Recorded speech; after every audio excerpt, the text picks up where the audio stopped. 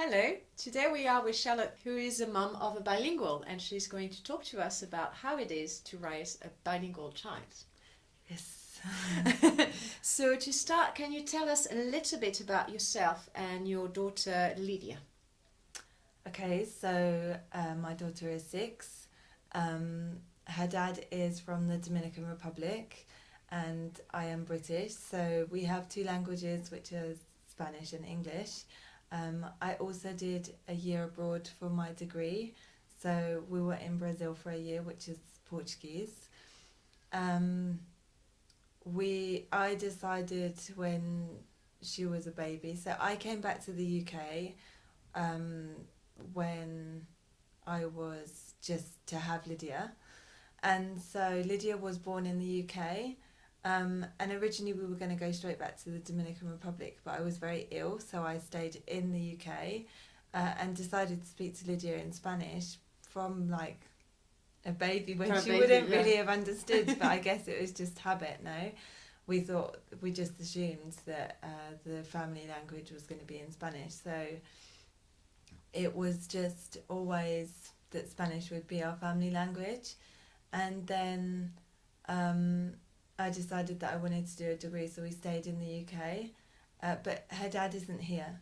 Okay. So it meant that although Spanish wasn't my first language, I would have to teach her because as well, our friends and Spanish family aren't in the UK. So if I don't do it with her, then Who would? it's complicated. Yeah. And we're back and forth between the Dominican Republic quite a lot. So she does need the Spanish. And I had originally thought that we would go to a Spanish speaking country for my year abroad. And actually next year we will go probably to Spain for at least 1 year. So we always knew that she was going to need the two The Spanish, languages yeah. rather than just the one. Yeah. So yeah, it's a bit complicated. But Yeah, well, life is complicated Yes. anyway. Later on, like as I progressed, and there was controversy about like teaching Lydia two languages from my family as well as outside influences. In my experience, a lot of childcare providers, they don't have the correct information, and there was a lot of scaremongering. I mean, I think I'm quite grounded, and it was fine because I wasn't worried because I was sure of what we were doing. And we went to a Spanish child group, so I'd already met a lot of parents that they had given me a lot of information, and I'd read quite a few studies as well about the benefits of having a bilingual child. So I think because I was already quite informed, I wasn't as terrified when people started speaking like about the how dangerous it was, and it really What were their arguments? I mean, how dangerous it is to know two languages for a child. So my child had so Lydia had selective mutism, and everyone was very scared about that, like as if it was a terrible sign and it meant that she couldn't deal with two languages, and that it was putting her back, and that you must stop speaking to her in Spanish and just concentrate on English because it was too confusing for her. And like I say, like I went away and I was speaking to someone. I mean, I'd say this is the majority, but not everyone, because I did ring one child provider, and randomly I'd picked up the phone and spoken to someone that had done a dissertation in bilingual children, and she had said to me, we ended up in a half-hour conversation on the phone by accident, and she was like, no, this is totally normal. Bilingual children can often have selective mutism. They can speak nothing for the first few years, and then all of a sudden just start speaking two languages perfectly. So don't be put off, and like I think you've just received some bad information. And then when we started at the university, she went to the school, the university nursery here, and it was With a relief. many bilingual children. Yeah, because there were so many. And Lydia was referred to a specialist still. So, I mean, I'm dyslexic. I'm specific dyslexic, but it's still a form. And my dad had dyslexia It as well. tends to run in families. Yeah, so I do wonder if she's had that. So she did go to a specialist, but the specialist actually said to me, as long as you're not mixing any languages, it's one person per language, then that's what I was told. And she said, for now, then it'll be fine. And I have no doubt that she's just going to, we were just about to go to the Dominican Republic for 3 or 4 months. And they said, because Spanish was always her strongest language, and she had selective mutism because she didn't have it with me. So Lydia never shut up with me. So she chose the person she would talk to. Yeah, so it was in the nursery, so it was the English environments that she wasn't really speaking in. Okay. Which is interesting because now I feel like it's almost changed. 180. Yeah, now she doesn't shut up anywhere. And so, then we went to the Dominican, and she was a typical Spanish-speaking child, like the level of a Dominican child by the time we came back. So within 4 months, she had mastered the Spanish, and then she came back, and then she did start to improve on the English. Yeah. Well, children have different dynamics. I mean, even monolingual children, some will start speaking much later. Yeah. If anything, the science shows that bilingual newborns already have gathered enough information about the two languages that can already discriminate them. So they are not confused. And in a way, for bilingual, I mean, for yourself, like for me, sometimes as adults we do mix words from different languages. Sometimes it's the wrong language that comes out, but that doesn't mean confusion. And so often parents and childcare providers can be a bit worried about that. Yeah. But bilingualism is not dangerous. No, it's not. It really isn't. That's for sure. So in terms of advice that you sought, where did you look for information? Who did you talk to about raising a child as a bilingual, apart from unwanted advice from other people? So Facebook is a really good page where you can go on, and I was looking for Spanish childcare groups in my local area, and after trying to look on Facebook, I found one came up luckily straight away. So from 6 months, I think Lydia was, we were going to this Spanish childcare group, and we would meet up with them once a week, and that I would really strongly recommend that.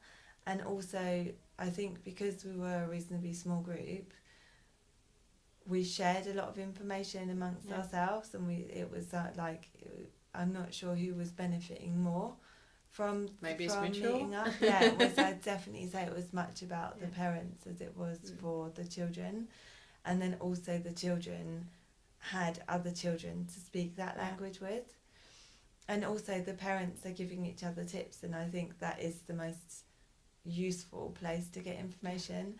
But I guess I came across random studies just randomly online. Yeah. And in that group, were you the only non-native Spanish speaker? Yes. And how did they find that? I think they were confused. They thought it was good. I think they were confused because when I first came back to the UK, apparently I had a bit of an accent of the Dominican, but grammatically I was making mistakes, because I'm not bilingual. And so they were just like, I'm so confused. Like, why is this happening? And I was like, I don't know. So that I think was really confusing. Or they originally, a lot of them couldn't tell that I was British. So they were like, so how did you end up in England? Like, where are you actually from? And I guess it wasn't that common for British to speak to a higher level in Spanish or like in any other language I can imagine. So it's quite uncommon because British aren't really known for that. No, and they hide behind English most of the time. Yeah, So it was interesting, but it was really, really good. Good. And some people as well that were homeschooling, they were British. They started to come later. So I think I joined when it was quite a new group, and then some people started to join to try and like have a language lesson for their kids that were being homeschooled. So that was interesting too. Is there such a group in Colchester? No, I don't think so. I looked when I first came, but I mean, I haven't looked since I've been on a year abroad. So it possibly now, because I do see a lot of Spanish around. I do hear Spanish often. I hear more French now as well. Yeah. Yeah, oh really? Still coming. So I don't do any English with Lydia apart from homework. Yeah. So for school, obviously she was behind on phonetics when we first came back, so we've had to practice those at home for her to catch up at school. So we do that, but apart from that, we don't do but she got Spanish, English. She gets plenty of English at school. So. Yeah. So that's great. How do you think that knowing Spanish and Portuguese has benefited you so far? Do you think it has benefited you as a person? Yes. My degree, so hopefully it will get me a job. I think there's a lot of benefits to it. I think there's a lot of problem solving, which is always good for your mind to keep it active when you're trying to translate. I had read that bilinguals or language speakers are 67% less likely to have dementia. There's a few studies that show that because bilinguals have a slightly later onset of dementia. Yeah. And even did the study in India, where people are not necessarily very well educated, but most of them are multilingual. And even in a culture where education is not that widespread, it shows that it's really the effect of bilingualism and not education that triggers a later onset of dementia. So yes, being bilingual is positive in the long run. And I know as well, like from speaking to a lot of other people, that bilinguals excel academically. So I don't know. I don't know about that. I have heard that from a lot of people. Okay. Bilinguals tend to do much. I do know that when I went to college I needed to do language courses in college in order to get into the university. And the students that had languages from being younger were all A or A-star students. We didn't like in the college that I went to, there were no lower level students. I don't know if it's because the languages were just appealing to like the more capable students anyway. Yeah. But I did find that in my course. In terms of culture, do you think that you have a better access to other cultures thanks to your other languages? Or better understanding of other people? Oh yeah, so we travelled the whole of Latin America when we were on my year abroad. And because we were backpacking, me and my daughter, and because we had the two languages, it wasn't overwhelming, and obviously we were able to communicate. It was cheaper because we could speak to all the locals too, so we got a lot of advice, and definitely that makes a tremendous difference to integrating. Because they didn't speak any other language. They didn't speak English. Yeah. And Brazil especially, I mean, we were in the north, and I was translating for all the foreigners when we were backpacking the north, because they didn't speak any. No, they don't speak English at all. No, it happens. So, I mean, obviously Lydia had a in a way British first language start. So at what age did she really start speaking English? So just before we left, she started to pick up English. How old was she? She would have been 4. I wouldn't have said that she was the level equivalent of her peers. I'm not. I think, had we not gone away for that year, I think that she would have been equal to them now. But obviously, because we went away and came back, we came back in September, and she has caught up drastically. But I think because of that year when she wasn't having really any English, she's behind again. So she can express herself easily in English now, but she's still foreign at the moment. So there are things that a native British wouldn't say. And it's just, I'd say if she had another year here, that would even out, yes. Yeah, because before you left, Spanish was still the dominant language, because at 4 years she was still spending more time in a way at home. Yeah. Maybe more time at home than in childcare. So that would make sense that she would have more Spanish. So she might be more, in a way, fluent in Spanish than English. Yeah. And the more English she will hear, the more she will catch up. Yeah. She might correct you soon. Yes. Oh, yes. Does Lydia ever rebel against one or the other language, and does she prefer one to the other, whether she's talking to you or if she's talking to other, let's say, bilingual speakers? So before we went away, Lydia did start to try and speak to me only in English, and I just wouldn't respond to her. Did she say why she wanted you to? No, I think that she was frustrated because she knew that I understood. And I was like, we don't speak English at home. Like, our language is Spanish. And so if you don't speak to me in Spanish, we're not going to speak to each other. So go away and think about what you want to say and come back. And she would. I mean, it took a few times. And I learnt that from another parent. And she had done the same with her kids, because her kids hit an age and they would just try and speak to her in English, and she was from Ecuador, and she spoke Spanish, but I don't think she was comfortable in, she spoke English, but she wasn't comfortable in that language, so she didn't want her relationship to be in English with her kids. And so, I tried that and that worked. Yeah.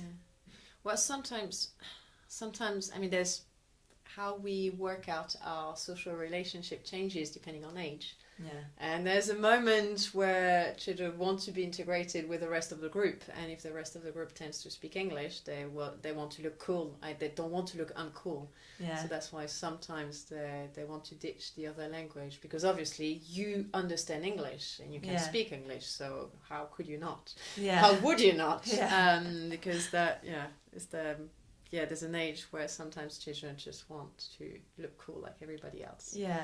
Not make waves. But later on, it can be a question of pride to be a little bit different. Well, since she's come back, I think she's tried it a few times, and it's been the same thing. It's like we speak Spanish at home, and I maintain that language, and then, only there's the time she's learning piano, so certain things, like when we practice her piano, I'm not going to say the notes in Spanish, because then she's learning in English. Yeah, So we there are certain things we'll just keep in English because it's easier.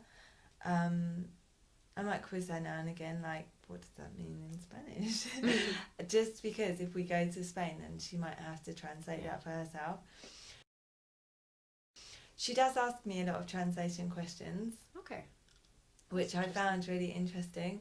She did it a lot on my year abroad, on our year abroad, and she'll just be like, we would have evenings of rojo, red, azul, blue, and we'd go through like the basic things, so like nose, nariz, and she would be checking like the links, checking on words. Dictionary and how things connect. And like checking that she's got it right, understood it correctly. And every now and again she will ask me, what does this mean? Or I don't know, like the plug, how do you say the plug for the bath? oh, tapon, and so she does. There's curiosity, and I think that's from the age of 4 as well. So because they're aware they are speaking two languages, that they are related, that there are different ways, different names, different languages to just name the same object. Yeah. And they get that. Yeah. That's one of the advantages of being bilingual. You're much more aware of how languages work, or you have an interest in how languages work, because you do realize they sometimes work differently. Yeah. So. When we first went to Mexico, Lydia was in a playgroup, so she was speaking to, there were like Spanish children, and she kept speaking to them in English. And they were like, no entiendo. And then she would turn around to me and say, they don't understand me, mummy, in Spanish. And they were like, that's because you're speaking English. And she was like, ¿por qué no me entienden? Like, I don't understand. So she was mixing up. Yeah, it's because I think in England, because children spoke English and she spoke to me in Spanish. Yeah. So when we went to Mexico, she was like, she was still speaking to me in Spanish, but she was speaking to the children in English. And I was she was using the language that she uses to speak to other people than you, or other people than family. Yeah. That's logical. Yeah. So she was not speaking two languages, she was speaking the languages that she has to use with most of the people. Yeah. And so we were in Mexico for 2 months, and I think it took her like a week to really switch. Yeah. It took her a little while to be like, oh, hold on a minute. Yeah. and then it started to like work out. Yeah. And now she does tend to respond to the language that she hears. But every now and again she'll speak to her dad in English. Like she'll just randomly, but I think he does speak English too. So I think it's because she more just control knows code switching. Yeah. Clever things. An interesting mess. Uh-huh. Which culture does Lydia identify most with? More the kind of Dominican Republic culture, or more the British culture? I knowing she's also lived in Brazil, so she's a bit from many places at the moment. I honestly think that she thinks, I mean, in Brazil, by the end, I think she thought she was Brazilian. I mean, she would tell everyone, oh, soy dominicana, so she does call herself Dominican. But I think that she was, like, for the football, she was supporting Brazil. Like, she didn't really know about any of the other countries. She was just like, oh, other countries. I don't think she understands that all the lands are different. I think she thinks they're all connected. Okay. And so I think for her it's all just, she understands that people are different, but she doesn't judge it. It's just, oh yeah, they're different. Happens. Yeah. And when we were in Bolivia, it made me laugh because she thought that the traditional women were princesses. Because they had nice big dresses on the floor, and they had like these bright colours and these hats and long hair, and she was just like, oh, they're like princesses. It just doesn't click. I don't think she looks at identities the same way. Probably not. It just doesn't mean anything. Or maybe it means many things that we all, in the end, identity does not really distinct. Well, there may be a difference, but they do not separate us. Yeah, no. I guess. How do you think your trips abroad have influenced Lydia's linguistic abilities? I'd say they've definitely had quite a big impact on her, because I'm not a native, and I'm aware of that. I know that other people have said, well, it doesn't matter because you're reading books, and she also, most of her media is in Spanish, so she has a lot of good Spanish, or perfect Spanish, should I say. But when we go over to the countries, obviously she's interacting with children that are typical level of her age, as well as adults in a authentic situations, and so for me, I think that was really important. And it's not because you have a non-native speaker accent that she's going to necessarily learn your accent. She don't, in a way, they will learn other aspects from you speaking to you in another language, but they will, if they are exposed to Spanish spoken by native speakers of Spanish, she will pick that pronunciation of Spanish. Yeah. So yeah. Well, I do know when we went travelling just before we came back to England, we bumped into some people, some travellers from Chile, and they said that she had a Central American accent. Okay. So I think we were back in Brazil. No, it was 4 months. We went back to Brazil for 4 months before we came back to England. But so I was happy that she has an accent from there. Nice. I mean, for me, I don't really care as long as it's improving. Yeah. So, but yeah. It can help for identity later Yeah.